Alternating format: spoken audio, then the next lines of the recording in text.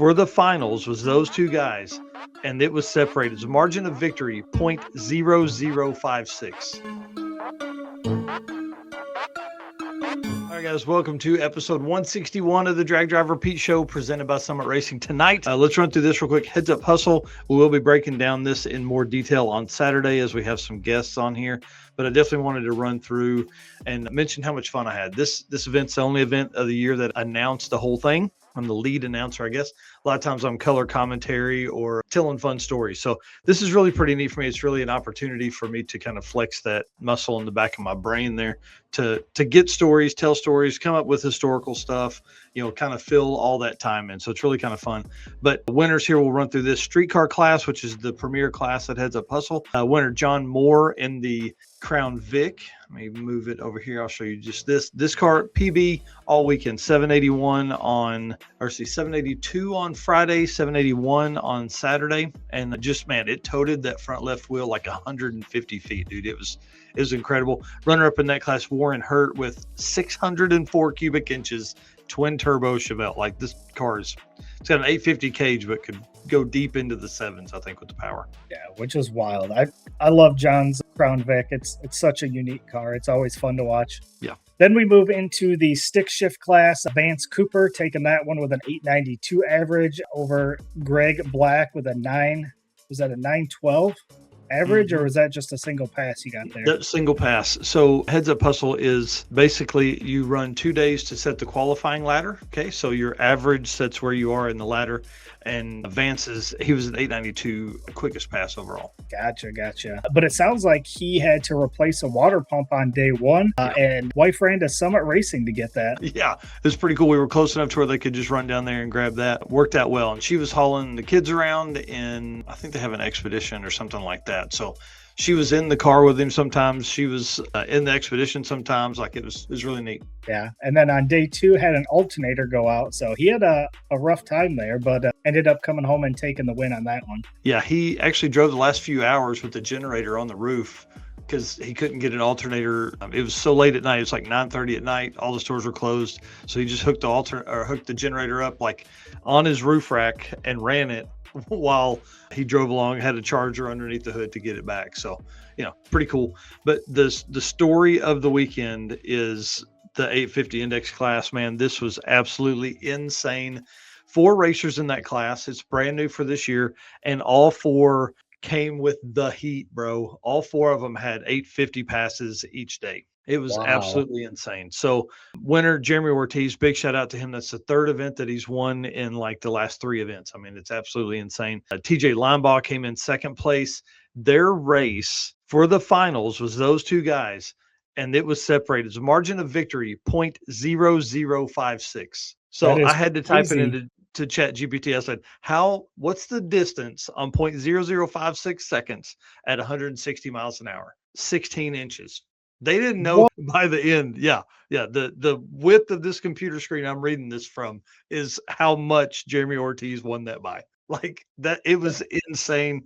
One of the most fun calls I had made all weekend. I mean, like, and we had a huge upset in stick shift, but this was crazy. I mean, right over the number. Jeremy ran an 851 with a 0 on day 1. TJ ran an 851 with a 1 on day 2 to end up as our number 1 qualifier.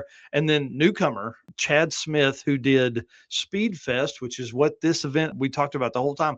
These events, these weekend, these one-day things are meant to bring people into the community. So Chad Smith and Jeremy Ortiz raced quite a bit together. Jeremy talked him into coming to Speed Fest, and from there he was hooked. So Heads Up Hustle was the next event that he could fit into his schedule. He came out 854 with a 4 on day 1, 854 with a 1 on day 2. And then big shout out to Rick Beam, who laid down an 858 and 858.05 and an 858 with a 1 both days. Super cool. And then rode the trailer hitch in his single test pass on Sunday. Like, I'm telling you, he was on the hitch 40 feet, something like it. Was insane. But a little S10 with bed mounted turbos that the bed sides hinge out. Super cool. Yep. So yeah, that's pretty cool. Yeah, he ran 870s at 6 Summer.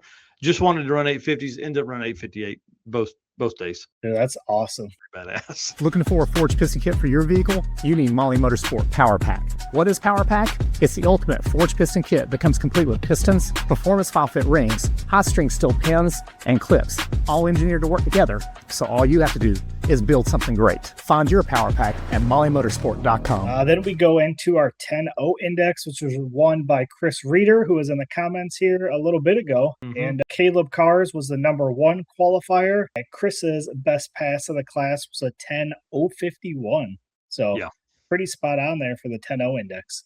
Yeah, that class was another one that was tight. 1150 index, though, these guys don't mess around. Zack Zerba ended up winning that one. 1150 machine is what I'm going to say to him. Like, he was just on the number in the Mercury Marauder. That car just ran 1150 something all weekend. Scott Glassbrook in the Jeep. You guys know that name from the 4-cylinder Eagle Talon that races at Hot Rod Drag Week, runs 8s, currently holds the quickest 8th mile or the quickest quarter mile average for a 4-cylinder at an 840. Brought out his Turbo LS Jeep Cherokee. This thing gnarly, like John Force style burnouts. The rear tires, he grabbed the wrong ones from the stack. He grabbed the tires that he drives on in the Talon, and so they were like too wide. So he was doing these huge burnouts. He said there's rubber all over the top of the Jeep now, so he's got to fix all that. But on day one, he actually he messed up one pass. He was in 10-0 index, messed up a pass, ran like 1165 or something like that. And so I kind of was like, hey, let's go ahead and move. Why don't you move into 1150 index and just turn it down? So all day 2, he was running 1065, 1064, 1071. Couldn't slow it down enough. Finally got it to slow down. Ends up running 1151 with a 4 on day 2 for the quickest pass of the class. That is pretty wild. Out of a Jeep too, which is crazy. Yeah. Jeep Cherokee at that, like a square, mid-90s Jeep Cherokee. Yeah, a brick. Yeah, for sure. Then we go into the 13-0 index. Tyler Adams won that, and it's going to be on next year's shirt. Dude, super cool. I love shit boxes on shirts. This is like a kind of a ratty Ford Fairmont. It's got a crusty roof on it and all this kind of stuff. It's going to be really cool. It's brown, so it's like not the thing you want on a shirt, but it's going to be on there because the way John Paul does his shirts is it's the winner of the largest class and the quickest car overall. Awesome. And then John Prenger, which we talked about a bunch leading up in this event as being one that was a contender in that. He ran too quick at a 1296. Yeah, in the finals to come runner up. You want to hear John's weekend? Friday, 13004. Okay. Number 1 qualifier leaving there. Saturday, 13006. Goes into the finals with a 13005 average. So he was our number 1 qualifier. But yeah, just went a little too fast. Tyler Adams also ran a 13003 on Saturday at Milan. So, it was competitive. That 13-0 index is competitive. Yeah. Full-size truck, Ralph Rugg, our buddy in the D150, takes the win in that class on runner-up John Davis, who was in Thomas Robb's Ram truck that sits down on an all-wheel drive Dodge Charger chassis. So super cool setup there. Love the way that truck looks. Just didn't get it done there. So Ralph Rugg, big shout out to him for the win. Yeah. And then NA small block, Tim Graiac winning that, and PB with a 1017. Yeah, that car was on point. And then Riley Graiac, 1064s all weekend. Yeah, like printed slips, 1064 1, 1064 5, 1064 7, 1063 8. Like it was on the money. But Tim got him a free dinner out of that deal. You got to have some little back and forth with your sister there for sure. In a big block winner, Jay Graiac out there winning. It was pretty awesome to watch him go down, taking on Jeremiah Kirby in an 815 cubic inch Chevelle. That thing is incredible. It's that light green color. It's awesome. Ran a 781 on day 1. Wow. It was wild. Sadly, Jeremiah couldn't make the call to the lanes for the finals on Sunday, but ended up getting it fixed like 8 minutes later and come up and made a pass. But just really a short time, just trying to get 60 and 330 foot put together for drag week coming up. Daily driver, we got Frank Benazio, a 1028 over Chris Vanderwalker. These dudes battled it out. I think these guys raced side by side, I don't know, 12 times a day, something like that. They were not scared to run around, and they were really close. Like those cars were within a tenth of each other, just about each pass. So it was pretty cool. First race of the weekend, this is kind of I love this with the circuit. We always make it a big deal for the first race, kind of kick off the thing. Kathy and Ralph Rugg ran side by side. So Ralph had not had his truck out since 2023, brought it back out. Kathy, this was her first opportunity to come back out with new mini tubs. So she had a new tire on the back.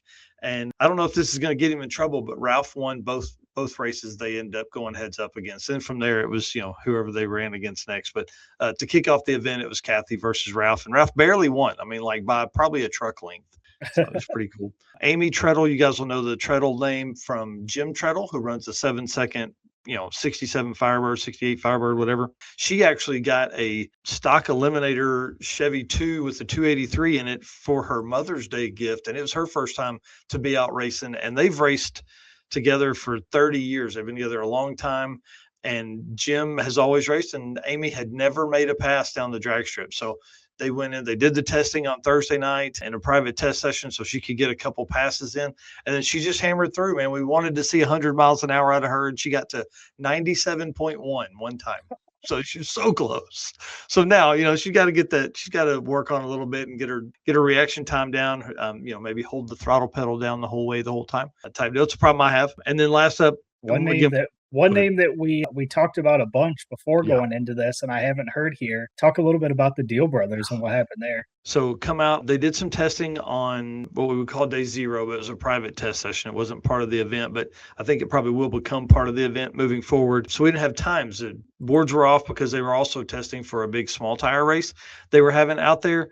And then the Deal Brothers come out 676 on day 1, bro. Just, laid the boards down on it. It was impressive, being a full second ahead. But as David goes to pull away from the end of the track down there, he said it felt like something was binding up in the transmission.